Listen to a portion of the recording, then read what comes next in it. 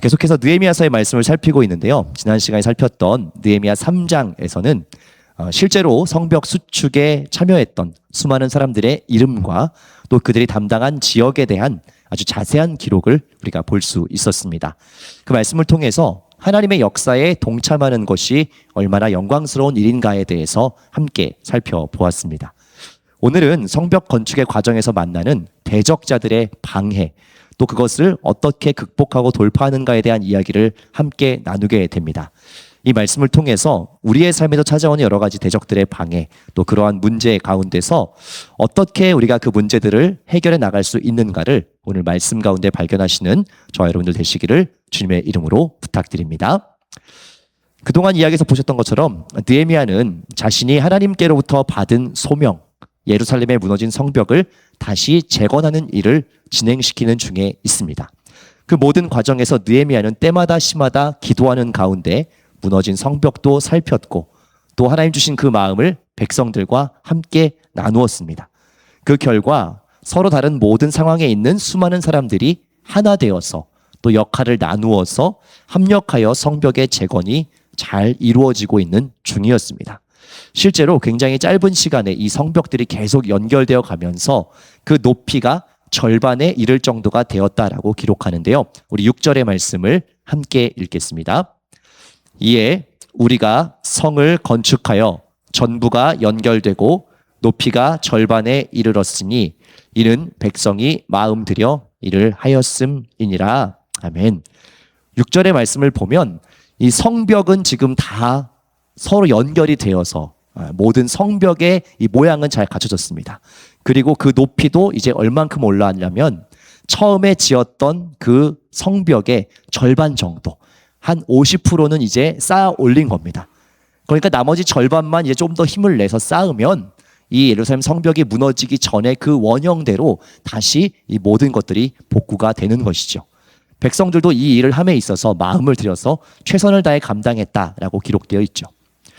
그런데 생각지 않은 위기가 갑자기 발생하게 됩니다. 그것이 바로 무엇이냐면 여러분 느헤미야 2장에 등장했던 대적자들 산발랏과 도비아의 등장입니다. 우리는 먼저 이것을 기억해야 할 필요가 있습니다. 여러분 느헤미야 2장의 말씀을 기억하시나요? 느헤미야가 예루살렘 성벽을 크게 한 바퀴 둘러보고 백성들을 다 불러 모아서 하나님의 마음을 나누는 그때에 이 도비아와 산발랏이 등장해서 그 계획을 비웃고 조롱했던 것을 여러분 기억하실 겁니다. 그런데 3장에 보면 그 모든 것들과 무관하게 실제로 성벽의 건축이 지금 잘 이루어지고 있지 않습니까? 그래서 우리는 사실 굉장히 순진하게 이제 성벽 재건이 아름답게 곧 잘 맞춰지겠구나 라고 생각하기가 쉽습니다. 그런데 어떻습니까? 지금 보면 이들이 다시 등장해서 이 성벽의 재건을 그대로 두지 않고 다시 방해하는 모습을 볼 수가 있습니다. 사랑하는 여러분, 즉 우리의 모든 인생의 걸음 속에서도 끊임없이 계속해서 위기는 찾아온다라는 것을 우리가 이 상황 속에서 볼 수가 있습니다. 무언가 하나가 해결되었다고 해서 그 모든 것이 이제 순적하게 탄탄대로를 걷느냐 하면 그렇지 않다는 것입니다. 크고 작은 여러 가지 문제와 또 여러 가지 대적들이 계속해서 우리의 삶을 흔드는 것, 이것이 우리가 살아가는 이 땅에서의 인생이라는 겁니다. 우리 인생의 위기와 고난, 그것이 없다면 참 좋겠지만 여러분 잘 아시는 것처럼 그것은 불가능한 일입니다. 어떤 분들은 기독교 신앙에 대해서 이런 오해를 하는 경우가 있더라고요. 하나님을 믿으면 모든 것이 다 잘 되고 문제가 다 사라지는 것이라고 생각하는 분들이 종종 계십니다. 여러분 정말 그렇습니까? 우리가 예수를 믿고 하나님을 잘 믿으면 모든 문제가 우리를 다 비껴가고 우리의 모든 삶이 어떠한 문제와 고난도 없이 탄탄대로를 걷게 되던가요? 그렇지 않습니다. 우리가 이 땅에 살아가는 동안은 어쩔 수 없이 여러 가지 크고 작은 문제들을 다 마주하며 살 수밖에 없다는 것입니다. 세상 속에 있는 여러 가지 악함, 여러 가지 불완전함, 그 모든 것들을 우리 또한 믿는 신자들 또한 그 모든 것들을 다 마주하며 살아야 한다는 것입니다. 그렇기 때문에 문제를 만나는 우리의 마음가짐이 어떠해야 하는가 하면 왜 문제가 생겼지?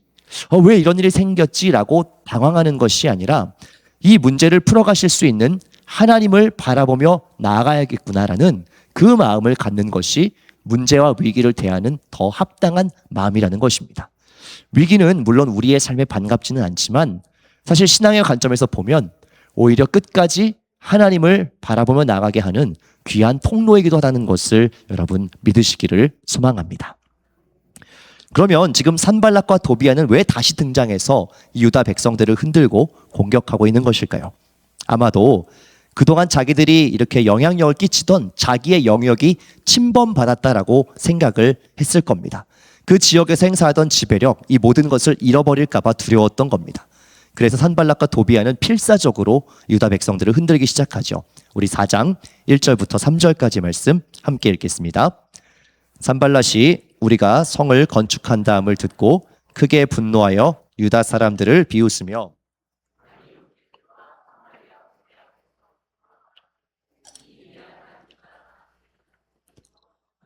스스로 견고하게 하려는가, 제사를 드리려는가, 하루의 일을 마치려는가, 불탄 돌을 흙 무더기에서 다시 일으키려는가 하고, 암몬 사람 도비아는 곁에 있다가 이르되 그들이 건축하는 돌 성벽은 여우가 올라가도 곧 무너지리라 하더라. 이 산발락과 도비아는 유다 백성들이 하는 일들이 무슨 의미가 있겠냐라며 조롱하기 시작합니다. 이 미약한 유다 사람들이 하는 짓을 봐라 라고 시작하면서 힘도 없고 돈도 없고 앞가림도 하지 못하는 이 유다 백성이 무슨 수로 스스로를 지킬 수 있겠냐라며 조롱하고 있습니다. 하나님께 버림받아 이미 황폐해진 성에서 아무리 너희가 예배를 드리고 아무리 기도해봤자 하나님이 받으시겠냐라는 것이죠. 너희가 마치 하루 만에 성벽을 다 지을 것처럼 덤벼들지만 이미 무너진 그 잿더미에서 돌을 끄집어내봤자 그 모든 것들이 쓸모 있겠냐라고 조롱하고 있는 겁니다. 심지어 이 도비아는 뭐라고 조롱합니까? 그들이 건축하는 돌 성벽은 여우가 올라가도 다 무너질 것이다 라고 비아냥거리기 시작합니다. 사랑하는 여러분, 이런 이야기들이 어딘가 우리의 삶에도 익숙하지 않으십니까? 생각해보면 우리가 신앙을 가지고 살아가는 그 모든 과정 속에서 중요한 결단, 특별히 믿음의 결단을 내리려고 할 때마다 우리에게 들려오는 소리이기도 합니다. 힘도 없고 돈도 없고 백도 없는 그런 미약하고 보잘것없는 존재, 자기 자신의 삶 하나 추스르지 못하면서 어떻게 하나님의 일을 하겠느냐라고 비아냥거리는 그 마귀의 속삭임이 우리의 삶에도 종종 들려온다는 것입니다. 심지어 그 소리가 다른 누군가로부터가 아니라 우리 마음속에서도 그런 소리가 들려올 때가 있다는 것이죠. 여러분, 그런 소리가 들려올 때마다 느헤미야가 또 유다 백성들이 어떻게 이 상황을 대처하는지를 오늘 말씀 가운데서 주목해 볼 필요가 있겠습니다. 놀랍게도 느헤미야는 이 산발랏의 조롱과 도비아의 비아냥에도 불구하고 그에 대한 어떠한 반응도 직접적으로 하고 있지 않습니다. 그저 하나님만을 바라보며 몸부림치며 기도할 뿐이었죠. 우리 4절과 5절의 말씀 함께 읽겠습니다. 우리 하나님이여 들으시옵소서. 우리가 업신여김을 당하나이다. 원하건대 그들이 욕하는 것을 자기들의 머리에 돌리사 노략거리가 되어 이방에 사로잡히게 하시고 주 앞에서 그들의 악을 덮어두지 마시며 그들의 죄를 도말하지 마옵소서. 그들이 건축하는 자 앞에서 주를 노하시게 하였음이니이다 하고. 아멘. 느헤미야는 이 모든 상황 속에서 하나님을 찾고 기도하는 것을 통해서 자기의 마음을 하나님께 토로하고 있습니다. 지금까지 그래왔듯 모든 해답을 기도에서 찾고자 하는 느헤미야의 대처법이었죠. 사랑하는 여러분, 우리가 인생에서 만나는 문제들을 어떻게 대하는가 하는 것은 굉장히 중요한 선택의 문제입니다. 우리가 겪는 여러 가지 문제들을 우리 스스로 해결할 수가 있고 하나님께 가져가서 하나님께 맡길 수가 있습니다. 그런데 우리가 겪는 그 문제를 우리가 스스로 해결하려고 할 때 가장 위험한 것은 무엇이냐? 그 문제를 내가 감당하려다가 하나님을 바라보지 못한다는 사실입니다. 느헤미야는 문제 자체와 씨름하는 대신에 기도로 하나님과 씨름하는 것을 선택했습니다. 성경의 수많은 인물들과 이야기들 역시 문제 자체를 주목하기보다는 문제를 해결해 주실 수 있는 그 하나님을 주목하고 바라보는 것을 선택하기로 그렇게 결단하는 모습들입니다. 여러분, 역대기의 말씀에 보면 남유다의 여호사밧 왕 역시 세 나라의 연합군이 남유다를 침공해 올 때 즉시 하나님께 엎드려 이렇게 기도한 바 있습니다. 역대하 20장 12절 말씀 우리 한 목소리로 함께 읽겠습니다. 우리 하나님이여 그들을 징벌하지 아니하시나이까. 우리를 치러 오는 이 큰 무리를 우리가 대적할 능력이 없고 어떻게 할 줄도 알지 못하옵고 오직 주만 바라보나이다 하고. 아멘. 여러분, 이것이 바로 하나님의 사람들이 문제를 대처하는 방법입니다. 이 큰 무리를 우리가 대적할 능력이 없습니다. 나는 이것을 해결할 수 없지만 하나님께서 이것을 해결해 주십시오. 나는 오직 하나님만 바라보겠습니다. 이것이 바로 여호사밧 왕이 그리고 오늘 느헤미야가 선택한 방법이었습니다. 바라는 것은 이 저녁에 우리에게 찾아온 모든 인생의 위기, 특별히 선한 일을 감당하려 할 때 만나는 그 모든 문제 속에서 하나님을 바라보며 기도로 씨름하실 수 있는 여러분들 되시기를 주님의 이름으로 축원합니다. 아멘. 그런데 이 자신들의 공격에 전혀 반응하지 않는 느헤미야를 보고 산발락과 도비아가 더 바짝 약이 오릅니다. 이제 산발락과 도비아는 내부의 분열을 일으키기 위해서 또 다른 꾀를 내기 시작하는데요. 7절과 8절의 말씀 함께 읽겠습니다. 산발락과 도비아와 아라비아 사람들과 암몬 사람들과 아스돗 사람들이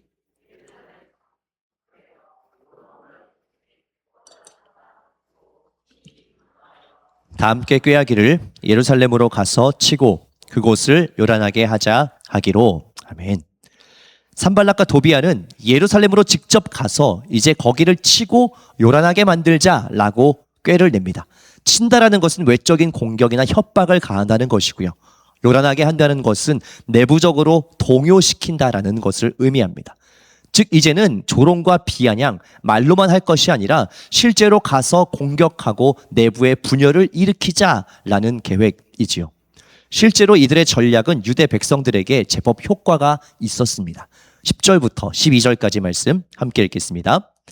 유다 사람들은 이르기를 흙무더기가 아직도 많거늘 짐을 나르는 자의 힘이 다 빠졌으니 우리가 성을 건축하지 못하리라 하고, 우리의 원수들은 이르기를 그들이 알지 못하고 보지 못하는 사이에 우리가 그들 가운데 달려들어가서 살육하여 역사를 그치게 하리라 하고, 그 원수들의 근처에 거주하는 유다 사람들도 그 각처에서 와서 10번이나 우리에게 말하기를 너희가 우리에게로 와야 하리라 하기로. 이 유다 백성들은 실제로 이 전략에 의해서 동요되기 시작했습니다. 뭐라고 이야기하고 있습니까? 흙무더기가 아직 많은데 우리가 이미 지쳐버렸다. 우리는 이 성을 다 건축하지 못하게 될 것이다 라고 이야기합니다. 그리고 그 원수들이 우리를 살육하여 이 일을 못하게 하려고 한다더라 라고 하면서 느헤미야에게 무려 10번이나 찾아와서 그렇게 그 두려움을 가지고 이야기를 하고 있는 겁니다. 여러분, 이 부정적인 말이라고 하는 것이 이렇게 무서운 겁니다. 누군가 여러분에게 찾아와서 끊임없이 부정적인 말을 한다라고 생각해 보십시오. 야, 그거 그만해. 어차피 안 돼. 야, 너 그러다가 진짜 큰일 나. 너 지금 있는 것도 다 잃어버릴 거고 너 망하게 될 거야. 라는 이야기를 여러분 만날 때마다 계속 듣는다고 생각해 보십시오. 그 마음이 어떻겠습니까? 그런데 지금 이 유다 백성들은 대적들로부터 계속 그런 말을 듣고 있는 겁니다. 너희는 할 수 없어. 너희 지금 살고 싶으면 당장 항복해라. 다 같이 살 길은 너희가 이것들을 다 그만두는 것이다. 너희는 지금 느헤미야에게 속고 있고 우리 편이 되는 것이 훨씬 낫다라고 계속해서 이 백성들에게 부정적인 이야기를 하고 있는 겁니다. 이런 말을 계속 듣는 유다 백성들도 참 견디기가 어려웠겠죠. 육체적으로도 점점 지쳐가고 또 생명의 위협을 받아서 마음의 두려움까지 찾아온 이 상황 속에서 이 백성들은 과연 무엇을 할 수 있을까요? 하지만 느헤미야는 한결같은 대응을 하고 있습니다. 우리 9절과 14절의 말씀 함께 읽겠습니다. 우리가 우리 하나님께 기도하며 그들로 말미암아 파수꾼을 두어 주야로 방비하는데 내가 돌아본 후에 일어나서 귀족들과 민장들과 남은 백성에게 말하기를 너희는 그들을 두려워하지 말고 지극히 크시고 두려우신 주를 기억하고 너희 형제와 자녀와 아내와 집을 위하여 싸우라 하였느니라. 아멘. 여러분, 9절에 보면 느헤미야는 어떻게 하고 있습니까? 여전히 기도하고 있습니다. 그리고 혼자 기도하는 것이 아니라 우리가 라고 기록되어 있죠. 함께 이 백성들로 하여금 기도하게 만듭니다. 왜 기도하도록 만들었습니까? 14절에 나온 것처럼 그들을 두려워하지 말고 지극히 크시고 두려우신 하나님을 기억하라고, 그것을 위해서 모든 백성들로 하여금 함께 기도하도록 했다라는 것입니다. 왜 그렇습니까? 기도 외에는 다른 방법이 없기 때문입니다. 이 모든 상황과 이 마음의 무너짐을 지켜낼 수 있는 다른 방법이 기도 외에는 없었던 겁니다. 그래서 느헤미야는 이렇게 이야기하는 거예요. 모든 백성들에게 이들을 두려워하지 말고 두려워할 뿐인 하나님을 두려워하라 라고 이야기하는 겁니다. 실제로 여러분, 이 예루살렘 성벽을 재건하던 유대인들에게 무슨 힘과 능력이 있겠습니까? 가진 것도 없고 아는 것도 없고 도와줄 이조차 별로 없습니다. 그러나 이들에게는 오직 하나님 한 분이 계셨지요. 하나님이 그들의 힘이 되어주셨고 능력이 되어주셨고 그들의 지혜가 되어주시고 도움이 되어주신 겁니다. 여러분, 우리의 삶에도 다른 어떤 피할 길이 있는 것이 아니라 오직 우리가 믿고 의지하는 그 한 분 하나님 외에 다른 길이 없다라는 것을 여러분 믿으시고 이 밤에 그 확신을 가지고 기도의 자리로 나아가실 수 있기를 주님의 이름으로 부탁드립니다. 마지막으로 우리가 느헤미야서를 읽다 보면 느헤미야가 하나님을 부르는 아주 독특한 표현을 보게 됩니다. 느헤미야는 하나님을 부를 때에 항상 하늘의 하나님이라고 부릅니다. 성경 전체에서 보면 이 하늘의 하나님이라는 표현이 총 8번 나오는데요. 그 중에 구약 성경에 가장 많은 표현이 기록되어 있습니다. 에스라서, 느헤미야서, 또 다니엘서에 기록되어 있는데 이 세 책의 공통점은 모두 포로기에 쓰여졌다는 것입니다. 저는 느헤미야 혹은 이 에스라나 다니엘이 왜 하나님을 부를 때 하늘의 하나님이라고 불렀을까를 생각해 보았습니다. 특별히 느헤미야가 그렇게 말했던 이유는 실제로 사방이 다 막혀 있는 상황이었기 때문에 그렇습니다.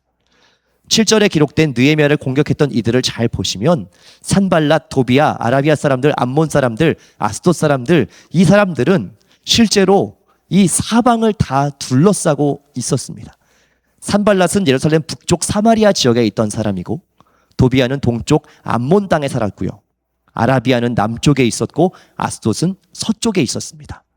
즉 예루살렘을 중심으로 동서남북이 다 대적으로 막혀 있는 상황이었다는 거예요. 어디에도 피할 길이 없었습니다.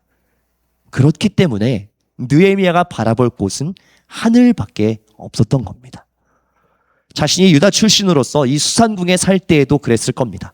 그를 곱지 않은 시선으로 바라보는 그 수많은 바사 사람들이 있었을 겁니다.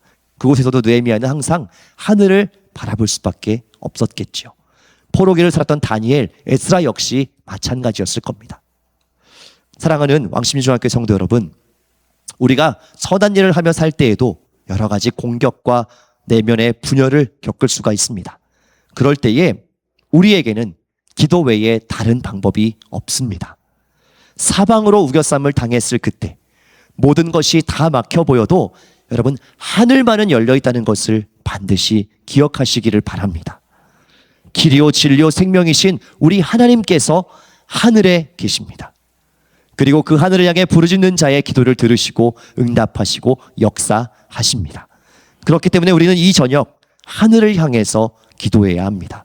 이것이 믿음을 가지고 살아가는 신자의 방법이요, 또 오늘 이 밤에 우리가 나아가야 할 길인 줄 믿습니다.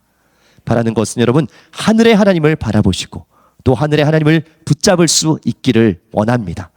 하늘의 하나님을 부를 때에 다른 어떤 길이 아닌 하늘 길이 열리고 하나님께서 친히 우리의 살 길을 열어주시는 그 놀라운 역사가 이 밤 우리 모두에게 임하기를 주님의 이름으로 축원합니다. 아멘.